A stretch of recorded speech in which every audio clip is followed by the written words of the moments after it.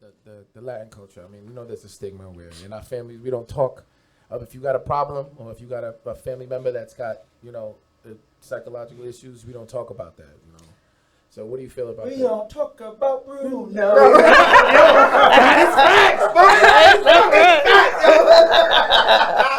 That is facts. So you touch on your experience, your understanding of that. That was a very difficult portion of my work with the families. They really don't understand what mental health is. They would just say it was more of the kid was behaving bad. The kid doesn't understand. It was very interesting to service a lot of families where they just was like, the kid is a problem. They didn't realize that it was like a whole family dynamic issue. The kids were just reacting to what they saw, and to explain to a parent that the reason why they were behaving this way was because of what they were exposed to. Right. It was very difficult. A lot of families do not understand that they weren't open to mental health. They don't understand what mental health is. Mm-hmm. And even now to this day, they still don't understand what mental health is. I still have this conversation with my own family about mental health, and they was like, oh no, they just are mal comportado, mm-hmm. which is they're behaving badly. That's not the case. There's more in depth to that. And I feel like, especially, being children of immigrants, right? They came from a place where they didn't have the metaphorical elbow room to have the time to think about what they're feeling and interpreting that mm-hmm. and breaking that down. Mm-hmm. And so they come here with all the sacrifice that they do make, and we always appreciate them for that. And they use that as a justification to be like, yo, like, I withstood this, and now I made a better life for you, and you need to withstand it too, because I did it. And the way they measure the potential in, like, oh, I came here and created a better life for you, but not realizing, like, yo, because you didn't deal with your shit, you're now causing my shit. And you're creating my shit, and now you're not giving me an environment where I can deal with my shit. And by me wanting to deal with my shit, you see it as weakness, right? Mm-hmm. And then I can't also call you on that shit because you're just gonna bring up the sacrifice you made to get me into this room where now I can have the time to sit and think to myself, what is bothering me? Why is this doing it? And it's also the fact that they don't realize that they left their country. They're in a whole different country. There's rules and expectations of how you should raise your kids here. A lot of families feel that corporal punishment is acceptable. They don't know the right ways to discipline their children. A lot of kids come to school and say, well, this is how my mother hit me, and it may or may not be okay. A lot of parents believe that their kids should behave how they were behaving back home. These are different kids. These are a different generation of kids that are being raised in this country. You cannot come here with the same mindset that you had in your country. Those kids, depending on where they're from, I know kids from the Dominican Republic, they have a lot of land to roam freely. The kids here are very limited in what they can do. There's not a lot of access to parks. There's not a lot of access to a lot of outside activities for these kids now. I know for us, in our generations, we could go outside. Yeah. But a lot of these kids can't. We have TikTok. Oh my God, they love TikTok. But like for black folks, like it was very similar. It's like, there was a certain mindset, right? This is a different generation now. You needed a certain mindset to make it back then. When my grandfather was, he had to leave school and he had to work because the family needed money. He didn't have a high school education. So you needed a certain mindset to get your shit together so that you can at least make some money in Jim Crow, you know what I mean? Where the laws was not built for us to succeed, so you needed that strict mindset and that consistency. And they did that to, one, protect us, and two, make a better life for us. So now that we're here in a better life, it's not what it should be, but it's a better than what they went through. They're trying to impose those same standards on us. And it's like, no, you used that, right? I'm not blaming you for, beating our ass every night, right? But now I'm smart and old enough to know why you did that, because you had to do it to protect us and make a better life for us and make us strict.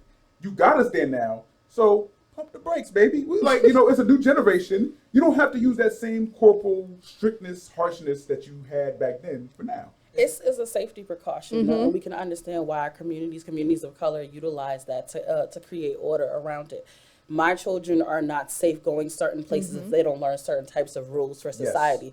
There's a social normative that's created that tells people like, hey, you can't do this after a certain time. You can't go here. You don't have access to that. So it was like a grooming to almost say, an effort for us to survive, we have to assimilate in certain ways, and we have to live out life like this. So if my form of discipline is keeping you in order, then I'm preventing you from getting into a situation that can hurt you down the road. One of the most commonly things across the Black and brown community that people say is like lazy. When we come across children who are not moving quickly or not reading quickly or not working hard enough, they call them lazy. And there's two words that I tell people I don't use in reference to children is lazy and bad. You know, those are like lifelong statements that stick with kids. But this is something that if you don't do what mommy asks you to do, you don't do what dad asks you to do, you're being bad. You deserve to be disciplined. You don't get up, you're not reading as quick, you're not doing what I'm asking you to do, you're being lazy. And that creates like a conditioning for kids where they feel like that's who I am. I'm a lazy bad child, right? Because my mom and dad worked hard, grandma and grandpa worked hard. I'm just lazy and bad. And you accept it as a defense mechanism because you kind of, it's like this mountain that I can never get to the peak of. Like, oh, you know what? I just get tired halfway up trying to compete because I'm always lazy, I'm always bad. So you know what? I'm just going to accept it and be in this lazy They badness. give up. Are parents open to these conversations? Oh, some of them you gotta kind of like drag, kicking, and screaming. I'm not gonna tell. I talk to parents very different ways. I have this voice where I'm like, okay, you know, Miss Johnson, Miss Rivera, I'm gonna talk to you like this, and I was like, all right, look, you know, Miss Johnson, you know, Miss Gonzalez, we gonna have to talk a little bit, and you gotta kick it to them in different ways so that you drive the concept home, right? I was like, you know, I always use the example of little Timmy. I always have an imaginary kid, little Timmy, that I use. Where I'm explaining things to families. And let's say little Timmy, you know, he's 13, but he read it on the first grade level. I don't think little Timmy lazy, right? I don't think he's lazy. I think that he needs more supports academically. And I'll explain to them what it looks like and the types of conditions that also like come in to foster why a kid would be struggling like this. Could your son be dyslexic? Could your son have a speech or communications disorder? There's so many different variants to what can be impacting your child. So what you may see is, oh, he don't want to do homework, he's acting out in class, but it could be something as simple as bolstering his literacy. So, you know, I have to kick it to parents very different in effort for them to feel where I'm coming from. But it's not just parents most of the time, it's also teachers. Teachers don't understand what's really going on in the classroom, especially after coming from a pandemic. It's a lot of kids who don't know how to read, who or just coming to the country. I work with, in the district that I work with, we have a lot of immigrating families. And a lot of these kids do not know how to read, do not know how to properly write, and they're afraid. So it could be seen as they're misbehaving. They don't want to follow the class structure, but they can read. They cannot read nor write. That's what got me. I couldn't read or write, but I enjoyed math. And math was that was a tricky one. I like money though. ELA was it for me. Once I started learning about adverbs and I was like, nah, fuck this, man. That got me to 4th grade, and they were like, "You can't read? How'd you get here? No child left behind." I was crushing it until reading started becoming more mandatory. Right. You went to Catholic school, you paid to get left back. I did pay it. My grandma, I failed the 4th grade because all those tests you take. Yeah. I couldn't read all. Like, it was like the first. They sent his ass to public school. We'll keep your money, but you gotta go. All those big 4th grade. You know what's crazy? This crazy little personal story. All those big 4th grade tests that you're supposed to pass, like statewide tests. Yeah, the Sims or some shit like that. So I went. Remember the color Regents for 4th grade? No, not a No, Regents. citywide examinations. Okay, that's my chalk speaking. So my entire education is built on quicksand. Like that. They might have to send me back to the 4th grade. I went to the 4th grade, failed all those tests, went to Catholic school. They were like, "Oh, let's see what's wrong." Ooh, you don't read that one.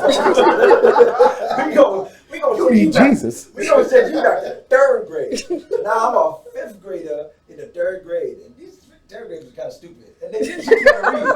So I smoked this 3rd grade. Smoking it. Oh, when I turned 11 in January, they were like, "You're 11."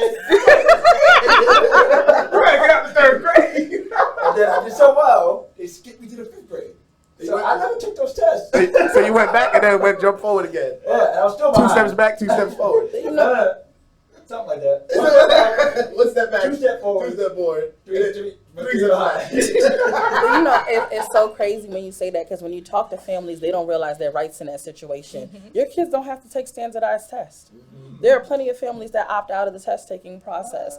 There's Tell us certain, more. you know, and I get that all of the time. You definitely can. Yeah. You definitely can. So those things that become test taking anxiety for kids, that create problems for them down the road, where they feel like, I can't try for this position or this opportunity because I'm not a good test taker. That's something that was fostered when they were little kids. Because if that one exam that happened back in the day, you felt like it was a setup, you're a little nervous when it comes time to opportunities where exams present themselves that you need to pass. So a lot of people, what they decide to do is their kids don't take an examination until maybe they do see the SAT. There's certain things that you can't avoid, right? Or the ACT, for example, forces a different type of academic understanding. You can opt out all the way through. So like I said, a part of what we do also within the field of social work is I'm not just giving you, information as it pertains to mental health or working with you in therapy. I'm teaching you different concepts too. So I tell people how to navigate society. That's some dope information, but I'm gonna tell you, I don't see many black families telling their kids, you ain't gotta take that test. I don't see it. I just don't. I'm gonna be real. This is unfair. I'm gonna keep that in the chain of test. Well, I don't know. That's a good segue. Fuck those tests.